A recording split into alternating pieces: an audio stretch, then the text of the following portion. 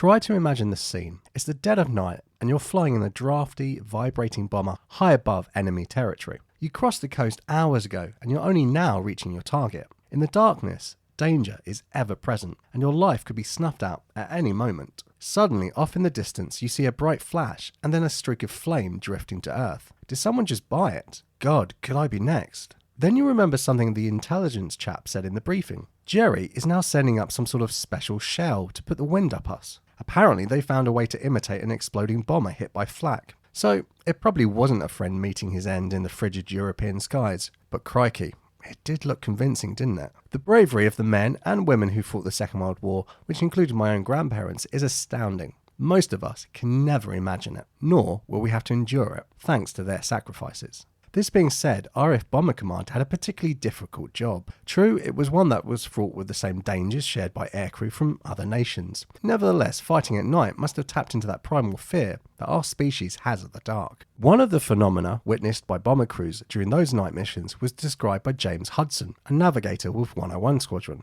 The Germans used to explode what they called scarecrows to simulate an aircraft being hit. Well, an inexperienced aircrew wouldn't know the difference. Our more experienced people did. The gunners would say, bloody scarecrow. Ooh, Jesus Christ, that was a favourite expression. That was no bloody scarecrow, some poor sods bought it. And they could tell. If you spend enough time reading through the first-hand accounts of these brave crews, the terms scarecrow, scare shell, and even scare crews crops up time and time again. At the time, and even to some extent to their dying days, many aircrew believed that the Germans had an elaborate decoy shell that they employed against them. There's only one problem with that, which Max Hastings points out in his book Bomber Command. There were no such projectiles as scarecrows. In answer to this and other studies made by historians, Thomas Bennett, a navigator with 49 and 617 squadrons, would say, "And nobody will ever convince me that it was a figment of the imagination of so many bomber aircrew." So in this video, I want to get to the bottom of this debate. What was a scarecrow? Why is there so much controversy over their existence? And I also want to share the moment I thought I'd solved the argument and gotten one over Sir Max.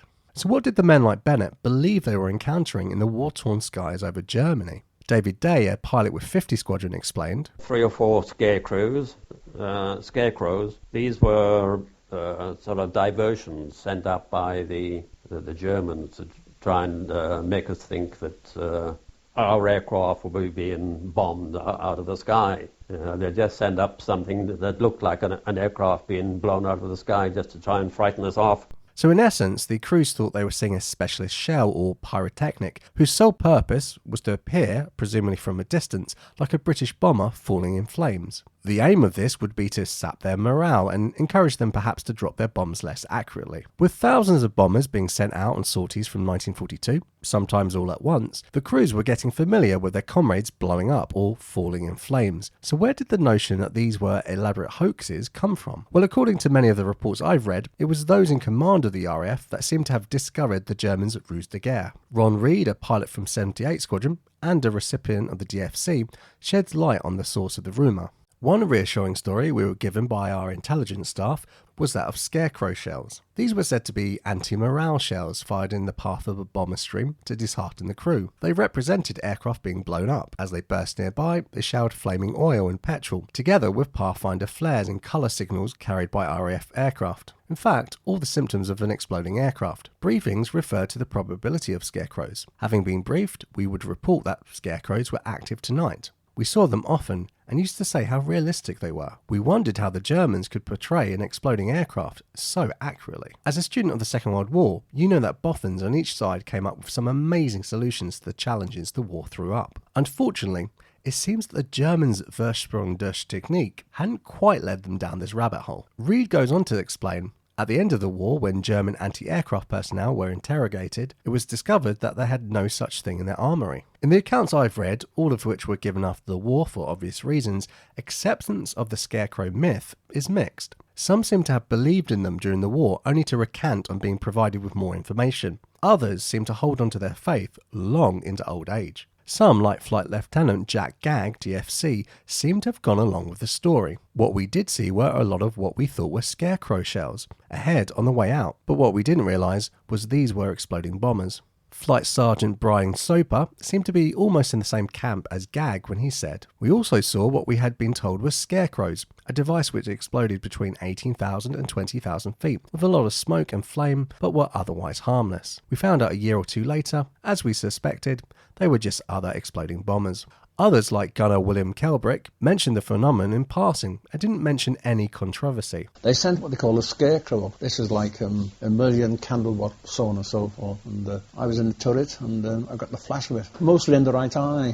And I was temporarily blinded for just a little while. Others seem to be more sceptical of the whole notion. Flight Sergeant Alan Morgan of 50 Squadron remembers, "I saw 3 bombers explode. The nav logged them, and at interrogation afterwards, the intelligence officer said they were Scarecrow shells, but I knew damn well they were bombers. There's no mistaking that vivid, big red flash and the plane going down." Sergeant Roy Child, then an 18-year-old in a 7 Squadron Pathfinder Lancaster, echoed this feeling when he said, "We didn't believe in this story of Scarecrow rockets when we saw a plane blow up." However, the evidence I gather suggests that it wasn't just senior RAF commanders that explained away these flashes in the sky as scare shells. Experienced aircrew also seem to have perpetuated the rumour amongst their own ranks. 100 Squadron bomb aimer Raymond Jones described his introduction to Scarecrows over Germany. We had the CO, Wing Commander Dilworth, and he took us on our first op to the big city, Berlin. We duly arrived there. The place was lit up like daylight, and the skipper, Wing Commander Dilworth, pointed out a Scarecrow to us. There's been a lot of discussion about Scarecrows. The Scarecrow that the Wing Commander pointed out to us was a flash in the sky with a lot of black smoke and coloured lights descending. There was no aircraft there at the time. It just suddenly appeared. So I don't think it was aircraft blowing up, but that's just my opinion. Another senior officer to describe scare shells was Wing Commander Pat Daniels. He said, "I again stressed to Bennett that on this raid there were a large number of sightings of aircraft blowing up. Most of them were brought down by fighters. There were also a large number of scare shells sent up to simulate an aircraft exploding, and they were very good imitations. But I soon found out that in many cases they were, in fact, bombers blowing up. Often, though, it was difficult to be sure whether it was a bomber exploding or a scare shell. Doubt was certainly there. But the story of scare shells was then making it into the official narrative of the bomber war. The immensely brave broadcaster Richard Dimbleby, who reportedly almost completed a full tour as an observer aboard operational RAF aircraft, was the one to push the Scarecrow rumour into the public eye. When describing a mission to Berlin the previous night, he said, "The flares seemed to be motionless, but round them and just under as we drove steadily over in a dead level straight line. The German flak was winking and flashing. Once, a great gush of flame and smoke showed the bursting of the Scarecrow, the oddity designed by the Germans to simulate a heavy bomber being shot down, and so to put any of our less experienced pilots off their stroke." What he said next has become one of the contemporary explanations for the terrible sight aircrews witnessed in the skies of Germany. Dimbleby remarked, "There were fighters around too." Before we talk about what historians make of the phenomenon, I want to quickly ask the question, why did many aircrew readily believe in Scarecrows during the war? When asked who these shells were intended to influence, Thomas Bennett, a staunch believer, gave this answer. I think it's probably 50-50. It was to have an effect on there, and to have an effect on both sides. A discouraging effect on one side and an encouraging effect on the other.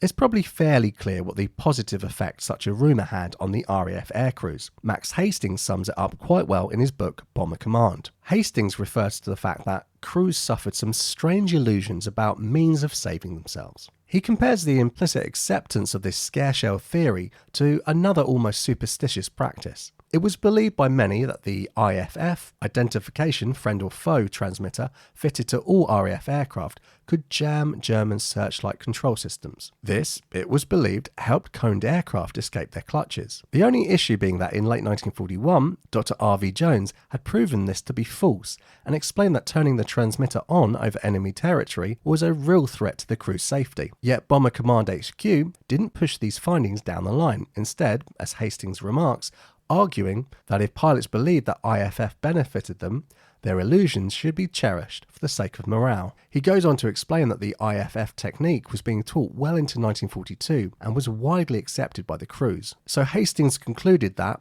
it was the same with the Scarecrows, the shells that crews believed that the Germans fired to frighten them. And Bomber Command HQ perpetuated the myth purely for the sake of morale. Ron Reed seemed to agree with Hastings. The Scarecrows that we dismiss so casually were real RAF aircraft blowing up. In a way, it was just as well that we didn't know.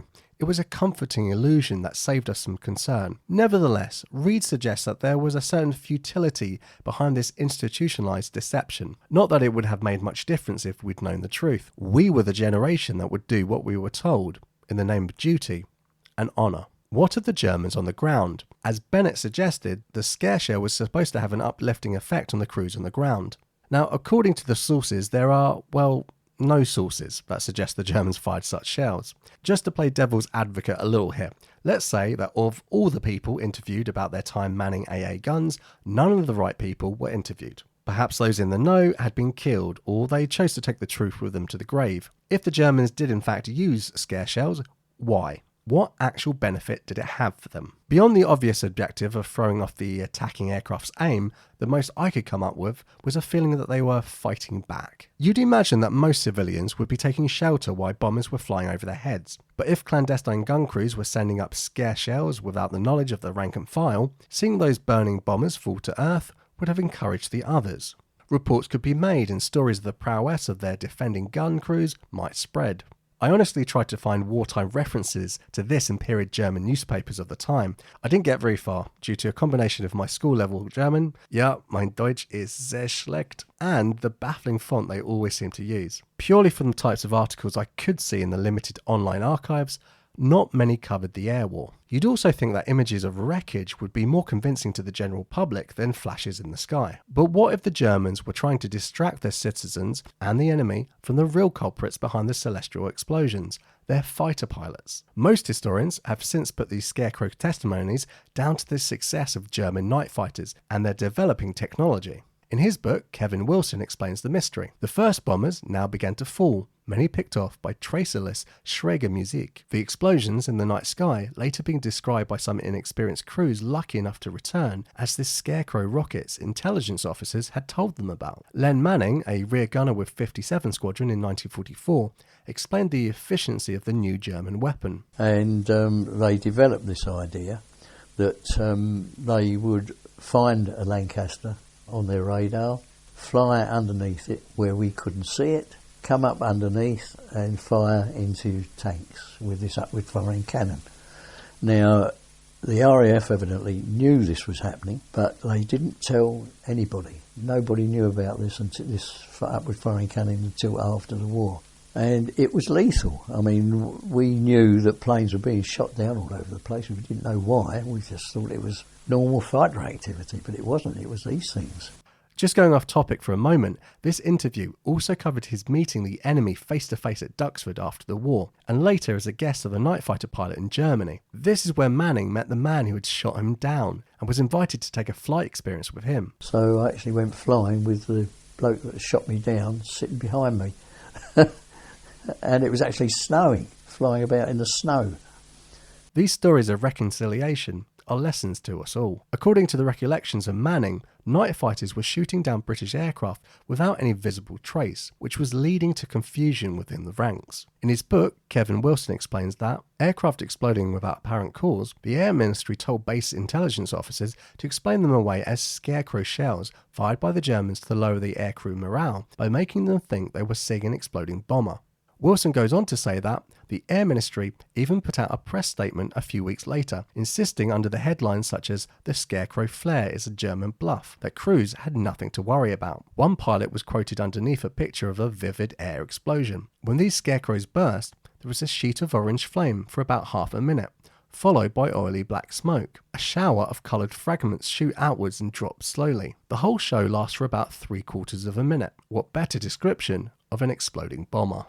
So based on Len Manning's recollections, the upward-firing gun mechanism that was developed for the German night fighter from 1941 and then pressed into service in 1943 was not common knowledge among the RAF crews. This is a notion that Thomas Bennett refutes. At the very least, he thought the success of Schrägermusik should have been mitigated somewhat. I was rather surprised to read post-war that this was a total surprise to Bomber Command, because certainly when I first started flying Lancasters, we were told that there was a blind spot under the Lancaster, no dorsal turret in a Lancaster, so there was no, in the same way that the Flying Fortresses had dorsal turrets, and we were made aware, and I'm talking about September 42, that there was this blind spot, and part of the pilot's drill during a flight in Germany was occasionally to yaw up so that the mid-upper gunner and the rear gunner could look down to see if they were being stalked by a fighter from underneath. And I was horrified to find how much success these Junkers 88s claimed in the later stages of the war. What is not being said here is that the RAF crews were ignorant of the presence of night fighters. Even Dimbleby mentioned them in his broadcast. Ron Mason, a navigator on anti-shipping Halifaxes in 1944, even explained that steps were taken against the lethal weapon. We used to see night fighters sometimes, but we started losing aircraft for no apparent reason. And then, through a Bomber Command intelligence summary, we found that this aerodrome in Denmark had got fighters with what the Germans called jazz music.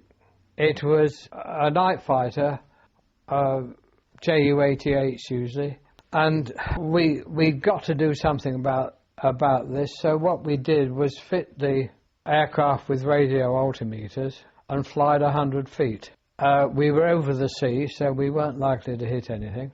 And when we picked up a ship, we would then climb to about 4,000 feet to drop the bombs and then go down again. And that seemed to settle it. Although occasionally people would be shot down while they were at bombing height. So if crews were aware of night fighters and to some extent aware of the danger of attack in their blind spots, could there be any other cause for the Scarecrow phenomenon? One other route of aircraft exploding for no apparent reason may have been the bombs they were carrying aboard. One simple explanation for aircraft exploding, especially when there were no fighters or accurate flak, is described by Bill Perry, a sergeant wireless operator on a 61 Squadron Lancaster. He witnessed F. Freddy of 49 Squadron go down on a bomb run over Nordhausen. He recalled, "The plane was a quarter to half mile away on the starboard side. His bomb doors were open, although I didn't see his first 500-pounders drop out. I did see the 4,000-pound cookie. It seemed to come out and stop, hanging there for a split second, keeping pace with the Lancaster. Then it tipped over, and I watched a 500-pound hang-up come out and hit it. It must have struck one of the fuses on the big bomb. I saw it explode, and the back half of the aeroplane seemed to disappear. I couldn't believe it. I watched the wings and the cabin area go down in one piece, like a great leaf, almost to the ground, before it vanished into smoke or haze. No one survived." In addition to freak accidents like the one described by Perry, there is of course the possibility of time delay fuses detonating prematurely or percussion type fuses going off in the air for some reason. This is all conjecture on my part, as I've not been able to put in the research to discover more about these types of accidents. If you have any stories to share about this, then please let me know in the comments. And if you're enjoying the video so far, why not give it a like to help it spread to more people? We can also, of course, not discount the fact that AA gunners were doing their job and actually hitting bombers. A shell in the right place would undoubtedly result in an explosion, and just the pyrotechnics show the scare shells were reported to simulate. With all the evidence refuting the existence of Scarecrow shells, there are still those who believe their own eyes. It was really the testimony of Thomas Bennett that sparked the research behind this video, as he was so compelling. He said, "When the the 4-engine bomber offensive started getting into its stride in 42, we often reported what we called Scarecrow flares that were fired up from the ground and gave the impression